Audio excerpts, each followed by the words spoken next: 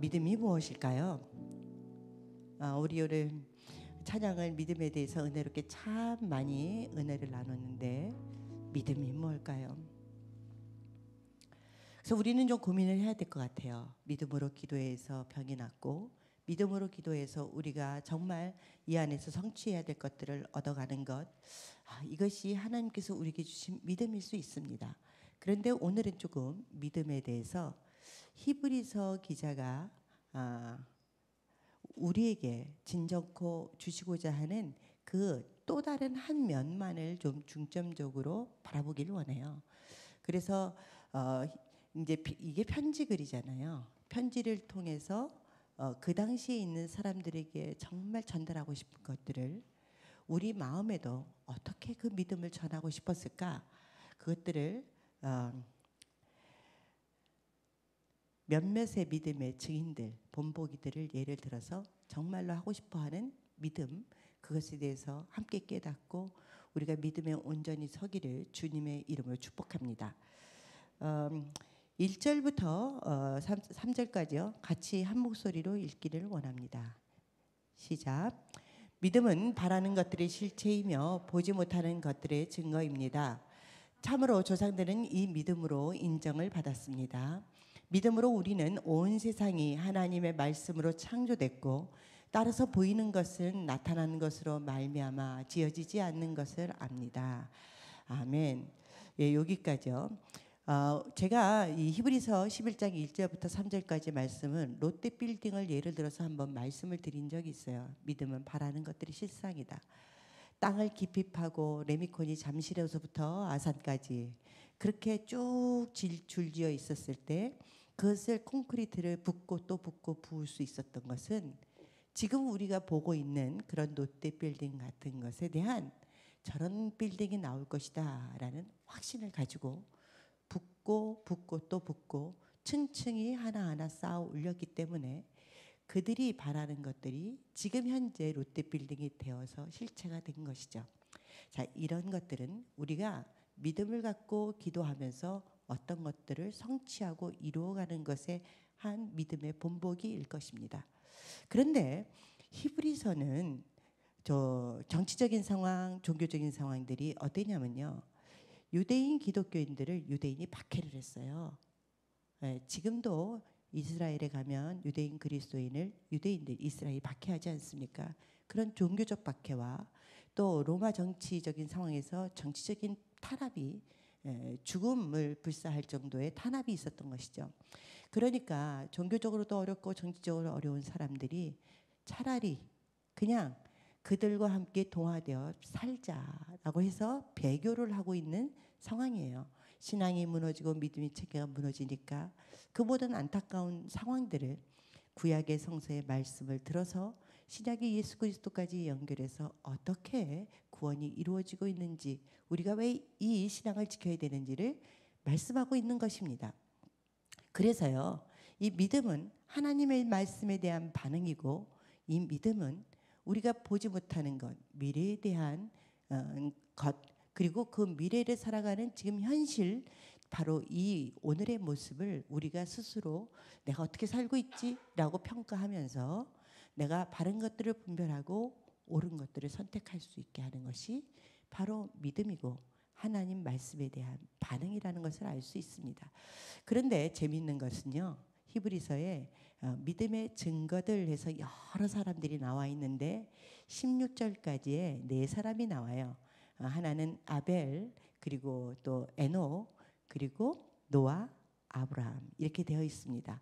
제가 간단하게 설명을 하면서 이분들을 신뢰로 들면서 어떤 믿음을 강조하려고 했는지 같이 좀 살펴보길 원합니다. 4절 같이 읽어보시죠. 시작. 믿음으로 아벨은 가인보다 더 나은 제사를 하나님께 드렸고 이로써 그는 의롭다는 인정을 받았습니다. 하나님께서 그의 예물에 대해 인정해 주셨습니다. 그는 죽었지만 믿음으로 여전히 말하고 있습니다. 아멘.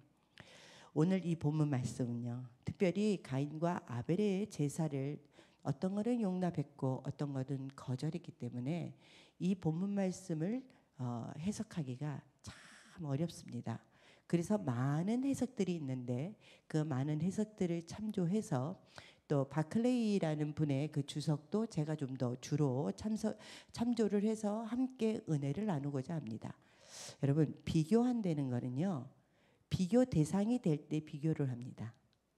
예를 들어서 장미꽃과 나무를 비교하지 않아요. 그렇죠? 핑크 장미와 노란 장미를 비교할 수는 있어. 비교한다는 것은 비교 대상이 비슷할 때 비교하는 것입니다. 그런데 우리가 놓쳐서는 안 되는 게 아벨은 더 나은 제사를 드렸다 이렇게 돼 있어요. 이것에 대해서 어떻게 해석하느냐에 따라서 결과가 완전히 다른 것입니다. 제가요 사역자님하고 여기 계시는 반주자님하고 제가 선택을 할 때 오늘 예배와 찬양을 위해서는 제가 누가 더 낫다고 생각할까요? 반주자, 그죠? 반주자님을 여기 불러서 같이 예배합시다 이럴 수 있습니다. 더 나은 분이에요. 예배와 찬양을 위해서는. 제가 왜 사역자님을 선택하지 않았을까요? 성품이 나빠서? 아니에요. 예배에 더 적절하기 때문에 반주자를 택한 것이죠. 자, 아벨과 가인의 제사에서 하나님께서 아벨의 제사를 선택한 이유가 뭘까요? 많은 분들은 정성이 적었다, 믿음이 적었다, 피제사였다, 뭐 이제 많은 해석들을 하는데 여기에 보면 더 나은 제사라는 것은 가인의 제사도 좋았다. 그런데 아벨의 제사는 더 좋았다. 이렇게 되는 거예요. 하나님께서는 가인을 싫어서 버린 게 아니라 아벨의 제사를 하나님의 뜻 안에서 하나님의 기준으로 하나님의 어떤 목적에 더 낫게 여겼다라고 해서 선택을 한 거예요. 그런데 이것에 대해서 너무나 많은 사람들이 또 그리고 가인도 해석을 잘못한 거예요. 난 거절됐구나. 난 찍혔어. 난 쬐어. 요즘 애들 말에 의하면. 그래서 어떻게 돼요? 안에서 화가 일어나고 분이 일어나면서 그리고 아벨을 볼 때마다 그 분노가 하늘을 찌르니까 결국은 마음을 다스리지 못하고 살인을 범하게 된 것이죠. 오늘의 설교는 이것이 중요한 것이 아니기 때문에 이것에 대한 것보다는 아벨의 제사를 조금 더 묵상했으면 좋겠습니다. 저는 이제 양을 한번 묵상했어요. 아벨이 양을 드려서 이렇게 제사를 드리는 그런 여러 과정들을 쭉 했어요. 거기에 양의 첫 새끼를 드렸다라고 돼 있어요. 그리고 기름도 드렸다 이렇게 돼 있습니다. 자, 양의 첫 새끼라고 한번 생각을 하시면요. 제가 양은 그러면 어떻게 출산해서 어떻게 낳지? 한번 따져봤어요. 그랬더니 가을쯤에 교미를 해서 이제 그렇게 새끼를 갖게 되면 152일 동안 품고 있다가 낳게 된다는 거예요. 그러니까 가을에 이렇게 교미를 해서 봄 되기 직전쯤에 봄쯤에 이제 낳게 되는 거죠. 그리고 나서 한 3, 4개월쯤 돼야 젖을 떼고 이제 양으로서의 역할을 할 수 있는 거야. 그러니까 양이 양으로서 받쳐지기에 적당할 때쯤이요. 근 1년의 세월이 흐른다는 것을 우리가 알 수 있습니다. 10개월 이상은 가야 되는 거죠. 자, 그런데 양은 한 배에 한 마리나 두 마리를 낳는데요. 아벨이 새끼를 기르기 시작했어. 첫 새끼야. 근데 그게 한 마리인지 두 마리인지는 모르지만 1년여 만에 겨우 얻은 거예요. 그렇잖아요. 제물로 드려서 기름을 얻는다는 것은 몸에 있는 기름을 어떻게 빼야 돼요? 죽여서 갈라서 빼야 되는 거죠. 드린 거예요. 그렇게 50% 내지는 완전히 100%를 드린다는 것은요. 앞으로도 하나님께서 또 이런 양을 주시겠지. 더 많은 것들을 주시겠지 하는 믿음 안에서 드린 거죠. 그러니까 온전한 믿음이라고 할 수 있는 것입니다. 그런데 가인은 땅의 소산에서 곡식을 드렸다 이렇게 되어 있어요. 땅의 소산에 많은 것들을 우리는 뭐 밭을 한 평을 했던 100평을 했던 어쨌든 쌓여져 있잖아. 드리고 나서도 남은 것들이 있어. 그렇잖아요. 그 제사, 이런 제사, 가인의 제사도 아벨의 제사도 다 좋지만 아벨의 제사는 온전한 헌신이었고 온전한 믿음이었고 그것이 예수 그리스도의 그 구원을 상징하기 때문에 더 나은 제사였다. 하나님 보시기에. 이것은 어떤 것들을 선택하고 어떤 것을 버린 것이 아니라 하나님의 목적에 아벨의 제사는 더 좋았다.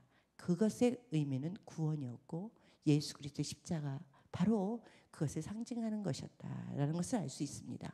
그러니까 믿음의 증인으로서 아벨은 바로 예수 그리스도를 예표하는 바로 그 예배였다는 것을 우리가 알 수 있습니다. 그래서 선택된 것이죠. 두 번째 믿음의 조상으로는 누가 나오냐면 에녹이 나오고 노아가 나와요. 저는 이것을 함께 보기를 원합니다. 5절부터 7절까지 같이 한번 읽어보시죠. 시작. 믿음으로 에녹은 죽음을 보지 않고 들림을 받았습니다. 하나님께서 그를 데려가셨기 때문에 그는 더 이상 보이지 않았습니다. 들려가기 전에 그는 하나님을 기쁘시게 하는 사람이라는 인정을 받았습니다. 믿음이 없이는 하나님을 기쁘시게 할 수 없습니다. 그러므로 하나님께 나아가는 사람은 하나님이 계신 것과 하나님인 그분을 간절히 찾는 사람들에게 상 주시는 분임을 믿어야 합니다. 믿음으로 노아는 아직 보지 못하는 일들에 대해 경고를 받고 자기 집안의 구원을 위해 경외함으로 방주를 지었으며 이로 인해 그는 세상을 단죄했습니다. 또한 그는 믿음으로 인해 의의 상속자가 됐습니다. 아멘. 제가 에녹과 노아를 같이 보자고 하는 이유가 있어요. 그 이유는 하나님의 구원의 관점에서 이 두 분을 함께 보는 것이 굉장히 우리한테는 말씀을 이해하는 데 굉장히 도움이 되기 때문입니다. 제가 PPT를 위해서 사진 하나를 보내드렸는데 그거를 좀 한번 참고했으면 좋겠습니다. 이게 이제 인터넷에 있는 자료인데요. 아담의 계보와 물의 심판 이렇게 해서 파란 줄이 쭉쭉쭉 이렇게 있는 것에서요. 갑자기 까만 걸로 이렇게 세 줄이 있는데 물 심판에서 세로로 맨 마지막에 쭉 내려와 있는 게 있죠. 거기에 보면은 아담, 셋, 에노스 쭉 지내다가 에녹, 무두셀라, 라멕, 노아 이렇게 되어 있습니다. 예, 그런데 무두셀라 끝에 물 심판하고 연결되어 있는 것을 알 수 있어요. 자, 에녹의 아들이 무두셀라예요. 예, 여기까지만 볼까 봐요. 예. 에녹의 아들은 무두셀라입니다. 무두셀라는 우리가 잘 알고 있는 것처럼 장수한 1000년 가까이 969세니까 어떻게 돼요? 그저 하여튼 1000년 가까이 살았어요. 그런데 무두셀라라는 뜻은 창을 던지는 사람이라는 거예요. 고대 세계의 전쟁에서는 창을 잘 던져야 전쟁에서 이기기 때문에 이 저격수를 죽여야 전쟁에서 승리를 할 수 있어. 그러니까 무두셀라가 죽으면 모든 것은 끝나게 되어 있는 거예요. 그래서 이 무두셀라가 무두라는 뜻은 죽음, 셀라는 보내다. 그래서 무두셀라가 죽게 되면 심판이 이른다. 심판을 보낸다라는 뜻이 되는 거예요. 자, 에녹은 무두셀라를 낳았는데 어떤 사연인지 모르겠지만 무두셀라를 낳고 하나님을 경외하다가 죽지 않고 그렇게 들림을 받은 거예요. 그런데 그리고 이제 노아가 이렇게 쭉 500살쯤 되었을 때 홍수에 대한 이야기를 듣고 그렇게 해서 배를 쭉 만듭니다. 그리고 그 모든 광경들을 사람들이 본 거잖아요. 근데 무두셀라가 죽자 홍수가 시작된 거예요. 제가 노아가 방주를 짓고 있는 것에 대해서 아주 구체적으로 설명할 필요가 별로 없습니다. 다 아시기 때문에 노아가 방주를 지은 것은 그 물심판 가운데 구원을 이룬 상징이에요. 교회를 상징하기도 하고 그렇지 않습니까? 그러니까 우리가요. 지금 에녹은 죽지 않고 들림 받아서 하나님을 너무 기쁘게 했기 때문에 상을 받은 거예요. 하나님 앞에 그대로 올라간 거예요. 그런데 무슨 사연인지 인간들이 악을 행하니까 무두셀라가 죽는 그 순간에 심판이 임하고 노아가 500살에부터 시작해서 한 100여 년 동안 그렇게 산 꼭대기에다가 방주를 지었는데 그리고 무두셀라가 죽음과 함께 물심판이 임해서 그 모든 심판 가운데 노아는 믿음으로 방주를 지었고 노아와 그의 가족은 구원을 얻었다.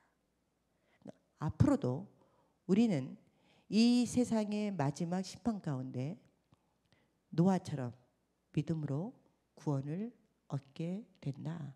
지금 이 얘기를 하고 있는 것입니다. 자, 아벨은 예수 그리스도 피 구원에 대한 상징이고 에녹은 죽지 않고 올라가는 바로 그 영광의 모습, 또 노아는 많은 심판 중에서 구원받은 존재, 이런 것을 알 수 있습니다. 그 다음에 이제 마지막으로 아브라함에 대한 존재가 있는데요. 아브라함은 8절부터 12절까지 한번 같이 읽도록 하겠습니다. 시작. 믿음으로 아브라함은 부르심을 받았을 때 순종해 장차 유업으로 받을 곳으로 나아갔습니다. 그런데 그는 어디로 가는지 알지 못하고 나아갔습니다. 믿음으로 그는 약속의 땅에서 다른 나라에 사는 이방 사람처럼 잠시 머물렀는데 그는 동일한 약속을 함께 받은 이삭과 야곱과 더불어 장막에 거했습니다. 이것은 그가 하나님께서 친히 설계하시고 건축하신 견고한 터 위에 세워진 도시를 고대했기 때문입니다.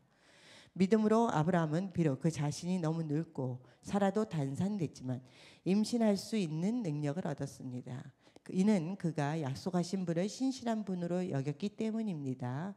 이렇게 해서 죽은 사람이나 다름없는 한 사람에게서 하늘의 수많은 별과 같이 그리고 바닷가에 셀 수 없는 모래와 같이 수많은 자손들이 태어났습니다. 아멘. 이 아브라함에 대해서는 전제가 붙어 있어요. 살아있는 동안에 하늘의 별과 같이 바다의 모래와 같은 무수한 자손을 보지 못하고 죽었어요. 하지만 아브라함은 열국의 아비예요. 모든 백성의 아비라는 이름을 갖고 있는데 여기에서 아브라함이 나그네처럼 이 세상을 살아갔고 믿음을 따라 그렇게 살아간 그것을 강조하는 것일까?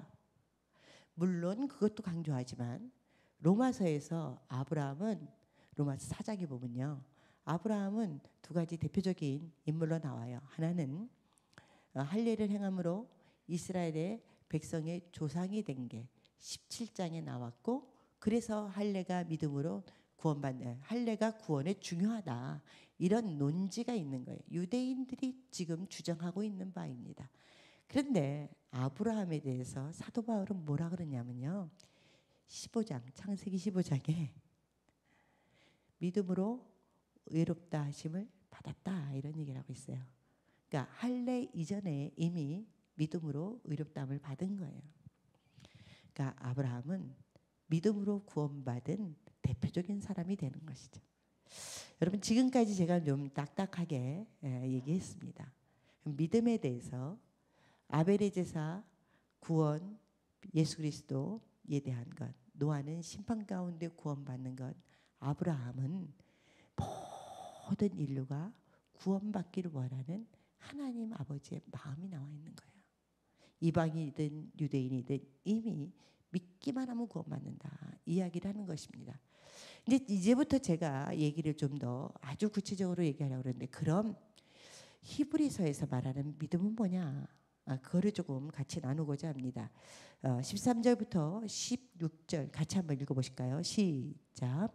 이 모든 사람들은 믿음을 따라 살다가 죽었습니다. 그들은 약속하신 것을 받지 못했지만 그것들을 멀리서 보고 환영했으며 세상에서는 외국 사람이며 나그네임을 고백했습니다. 이렇게 말하는 사람들은 자신들이 본향을 찾는 사람들임을 분명히 보여줍니다. 만일 그들이 떠나온 곳을 생각하고 있었다면 돌아갈 기회가 있었을 것입니다. 그러나 그들은 이제 더 나은 곳을 사모하는데 그것은 하늘에 있는 것입니다. 그러므로 하나님께서도 그들의 하나님이라 불리는 것을 부끄러워하지 않으시고 그들을 위해 한 도시를 예비하셨습니다. 아멘. 여기에 보면은 나그네라는 단어와 본향이라는 단어가 나옵니다. 아브라함이 본향을 떠나서 그렇게 하나님께서 지시할 곳으로 다녔지만 그가 다시 본향 떠나온 곳으로 돌아가지 않았다는 거예요. 하나님께서 준비하신 약속의 땅을 소망하며 그곳에 머물렀는데 이것은 더 나은 본향인 하늘나라 하나님의 나라에 대한 것입니다. 지금 여기서 히브리서에서 말씀하고 있는 믿음은 우리가 어떤 이 세상에서 보이는 것들을 성취하는 것이 아니라 하나님께서 진정코 마련하고 기다리고 있는 본향에 대한 믿음을 지금 말씀하고 있는 거죠. 제가 이제 장례를 많이 이렇게 집례를 합니다. 그래서 제가 오늘 이렇게 와서요, 참 아름다운 장례를 많이 경험했어요. 제가 차세대 때는 어느 한 장로님께서 그 모든 자신의 몸을 그 의료의 실습에 자신을 드렸어요. 그래서 그렇게 의학 발전을 위해서 의학생들을 위해서 그렇게 쓰임 받았으면 좋겠다 그러신 분도 있었고, 뭐 여러 가지 아름다운 모습들이 있었는데, 우리가 살아가는 것도 내 마음대로 안 되는데 어떻게 죽음이 우리 마음대로 뜻대로 되겠어요? 그런데 간절히 소망했던 그 모습대로 우리에게 아름답게 펼쳐진 아름다운 그 인생의 한 마무리, 이 세상의 마무리, 영원한 천국을 소망했던 그 아름다운 모습을 함께 좀 나눴으면 좋겠습니다. 제가 동의를 받고 나누는데요. 얼마 전에 장례가 있었어요. 제가 돌아가신 분을 살아생전에 직접 뵙지는 못했지만 전화 통화를 통해서 여러 번 기도도 하고 또 같이 나눔도 하고 그랬습니다. 그분의 간절한 소망은 내가 내 이 모습 그대로 하나님께 아름답게 가기를 원하는 모습이었어요. 내가 병들고 내가 나이 들어도 어떤 질병을 위한 치료를 하지 않고 그냥 그렇게 하나님께 가시기를 원하신 거죠. 이제 고 연령이시고 또 어떻게 보면요, 인간은 죽음 앞에서 그렇게 태어날 수 없어요. 표현하기는 더더욱 어렵습니다. 그리고 점점 몸이 아파오면요, 그냥 차라리 날 치료를 해달라, 고통 없게 해달라, 이렇게 얘기하기가 참 쉽습니다. 제가 아는 어떤 분도 투병을 하다가 그냥 항암하겠다고, 또 항암하다가 너무 힘드니까 안 하겠다고 이렇게 왔다 갔다 하시다가 참 많은 고통 가운데 마무리를 하신 분을 제가 알고 있습니다. 그런데 이분은 인간적으로는 자녀들의 입장에서는 이해가 되지 않고 최선을 다해서 어머님을 위해서 잘 해드리고 싶은 마음이 있는데 모든 치료를 거부하니까 처음에는 너무나 많은 갈등을 하고 힘들었는데요. 어머님의 진정한 뜻을 알고는 그냥 그대로 치료를 거부하시고 온전히 아름다운 모습으로 그렇게 소망하는 모습을 받아들이기로 하신 거예요.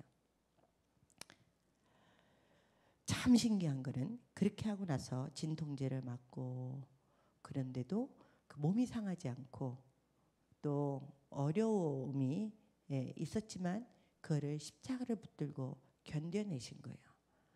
그러다가 하늘 보자 찬양을 다 부르시고 그리고 숨이 멎어서 거의 주님 품에 그렇게 아름답게 들려진 숨은 멎으셨지만 에녹과 같이 아름답게 주님의 신부로 그렇게 가신 모습을 저는 경험을 하게 됐습니다. 그것이 하나님에 대한 사랑이죠. 보이지 않는 세계에 대한 확신, 부활에 대한 확신이 없이는요, 이렇게 가실 수 없는 거예요.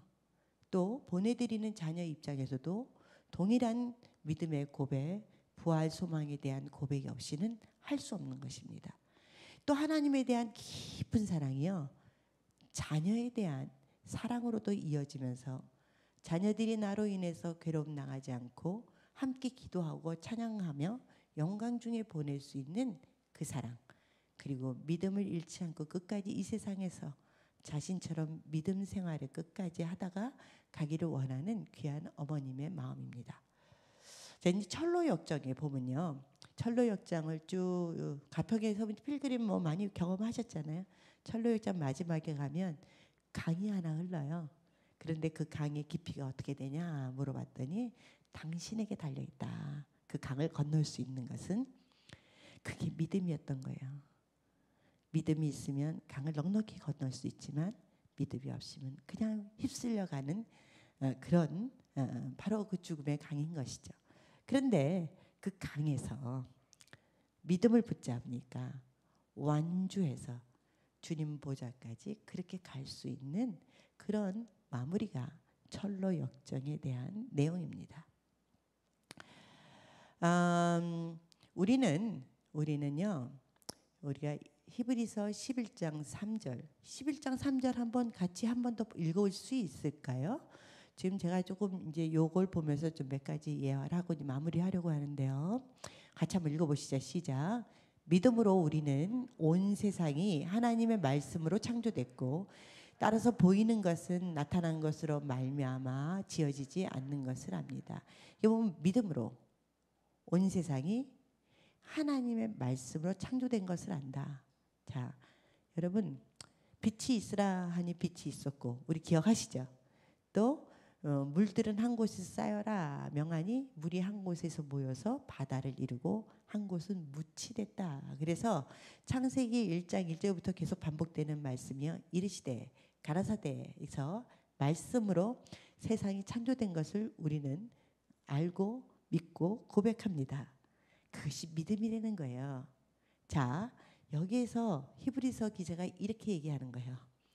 이 보이는 세계는 보이지 않는 것으로 창조됐다. 이 보이는 세계는 보이지 않는 말씀의 선포로 창조된 거예요. 이 보이는 세계의 원래 근원은 보이지 않는 말씀에 있는 거예요. 보이는 것의 근원이 보이지 않는 말씀이라는 것에 대해서 제가 조금 몇 가지 좀 얘기를 하려고 합니다.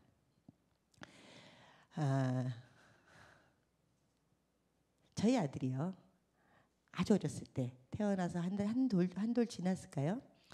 제가 겨우 이제 어떻게 막 아이 키우는 게 힘드니까 겨우 잠이 좀 어떻게 살짝 들었는데 헉헉헉 하는 소리가 들려가지고 제가 이게 무슨 소리지 하고 깼어요. 자꾸 저를 툭툭 치고 이제 헉헉헉 해서 그래서 뭔가 하고 눈을 얼른 떠서 보니까 그 이제 작은 시계가 달린 라디오 같은 게 있었는데 거기에 이제 불이 들어오면 빨간 불하고 초록 불이 뭐 들어오는 게 있었는데 아이가 이렇게 하다가 빛이 움직이는 거 본 거예요. 왜 자녀 빛이 있잖아요. 그래갖고 이제 이렇게 고개를 돌리니까 초록빛, 빨간빛이 이렇게 왔다 갔다 하니까 이렇게 하다가 신나가지고 하면서 막 이러고 있었던 거예요.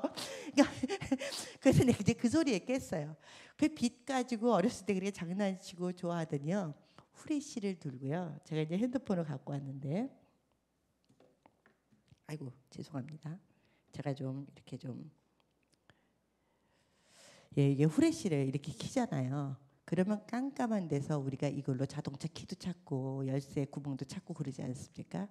우리 아이가 이제 이렇게 어렸을 때요. 후레쉬를 들고 밤에 나가서 놀이터에 가서 꽃도 보고 모래도 보고 뭐 이렇게 찾고 이러는 거 좋아해요. 그러면서 이제 찾고 계속 다니는 거야. 막 이러고 찾고 다녀. 그럼 저는 뭐 하고 있을까요? 네? 행여나 넘어지게 계속 쫓아다니는 거잖아요. 어디로 가는지도 모르고 돌틈도 보고 뭐도 보고 계속 이러고 다니는 거예요. 그러다 넘어지면 막 울고 그래요. 그렇게 그러던 애가 이제는 자동차 빛, 더 점점 켜지는 거예요. 인간이 그러는 것 같아요. 인간이 우리가 작은 빛을 찾다가요. 더 큰 빛이 없을까? 왜? 보이는 세계가 너무 좋은 거예요. 태양빛처럼 밝았으면 좋겠고 태양보다 더 많아서 그 빛 아래서 우리가 살아가고 지하 세계에도 태양 같은 빛이 있어서 그것에서 우리가 넉넉히 그렇게 살고 싶은 게 우리의 욕망입니다. 보는 것이 한이 없어. 보는 것이 끝이 없어. 그런데 보게 하신 그 뒤에 계시는 하나님에 대해서는 잊고 있는 거예요. 이 보이는 세상에 원래 존재의 근원은 하나님이 주신 거예요. 그렇지 않아요? 보이지 않는 말씀으로 이 세상을 줬다 그랬어요. 근데 참빛을 잃어버린 인간이 눈에 보이는 것들을 추구하며 살다가 결국은 길을 잃어버렸어. 영혼의 길도 잊어버리고 마음의 길도 잊어버리고요. 우리가 진정코 추구하며 살아야 될 것이 무엇인지를 잃어버린 거예요. 여러분 생각해 보세요. 가정 안에서도 아름답게 행복하게 살라고 가정을 줬는데요. 더 큰 집 구하려고 돈 벌다가 가정이 파괴되잖아요.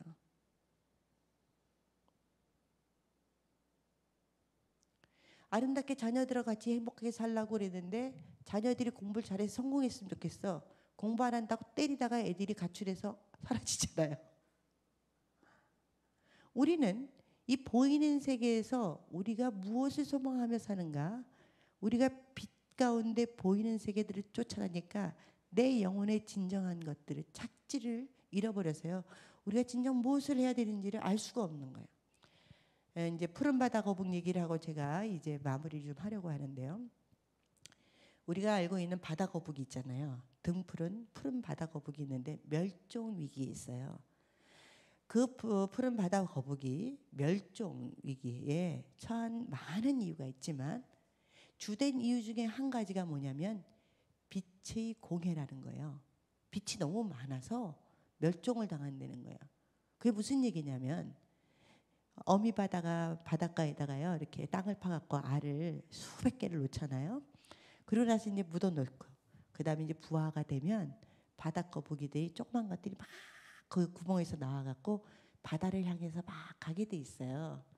그런데 이 바닷거북이가 바다를 향해 갈 때 자기네들이 방향을 잃지 않는 게 달빛이래요. 달빛을 향해서 가면 바다로 가는 거야. 그런데 요즘 해변에요. 요란한 빛이 많죠. 막 음악 쿵짝쿵짝하면서 무슨 이런 빛 저런 빛 저런 빛 가로등빛 빛이 많잖아요. 그러니까 바다로 향해서 가야 되는 거북이가 빛이 너무 많으니까 도시로 가는 거야. 유흥가로 빠지고 가로등 쪽으로 빠지고 길에 차에 바퀴에 깔려 죽고 이래서요. 빛을 잃어버리고 길을 잃어버린 바다거북이가 그렇게 죽어가서요. 결국 멸종 위기에 다다르게 됐다는 것입니다. 이거는 우리에게 굉장히 상징적인 언어.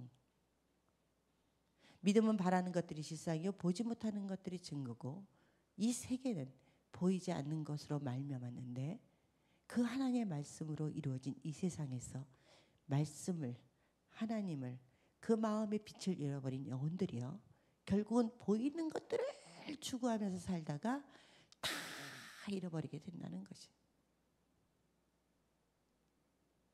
보이는 것에서 보이지 않는 것, 보이는 것에서 믿음, 하나님 이 마음의 빛을 찾아서 진정코 우리가 가야 될 길이 무엇이고 선택해야 될 것이 무엇이며 우리가 소망할 것이 무엇이고 그 소망할 미래를 바라보며 지금 내가 무엇을 택하며 살아야 될지를 깨닫는 오늘이 되기를 주님의 이름으로 축복합니다. 아멘. 아멘. 예.